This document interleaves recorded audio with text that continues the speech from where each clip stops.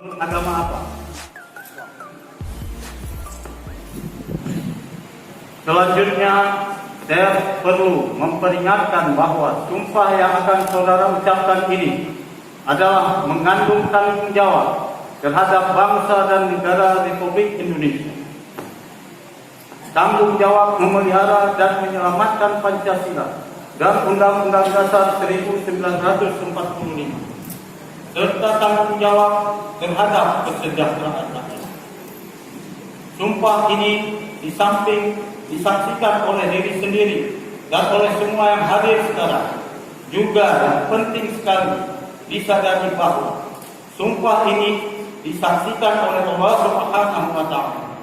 Karena Allah Subhanahu wa Ta'ala itu Maha mengetahui. Di dalam Al-Quran surah Al-Baqarah ayat 224 ditegaskan yang artinya, jangan kamu jadikan Allah Subhanahu wa Ta'ala dalam sumpahmu akan menjadi halangan untuk berbuat baik, mematuhinya dan menegakkan di antara manusia.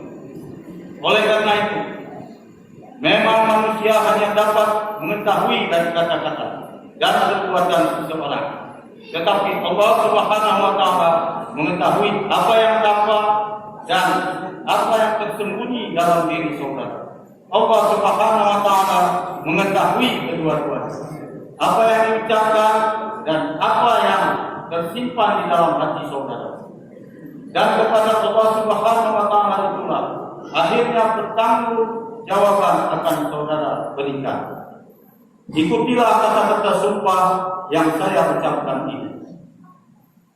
Demi Allah saya bersumpah. Demi Allah saya bersumpah Bahwa saya akan memenuhi kewajiban saya selaku kecil dengan sebaik-baiknya, sejujur-jujurnya dan seadil-adilnya.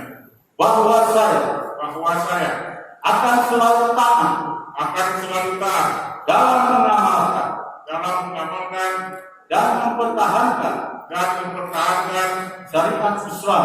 syariat Islam dan Pancasila sebagai dasar negara.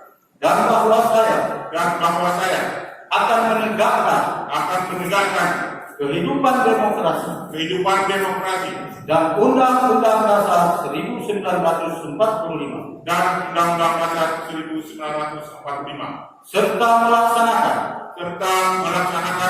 segala peraturan perundang-undangan seluruh-seluruhnya yang berlaku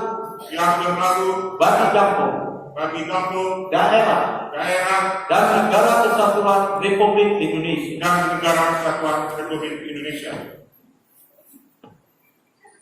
Dilanjutkan dengan penandatanganan berita acara pengambilan sumpah diawali oleh Ketua Kampung Jelike.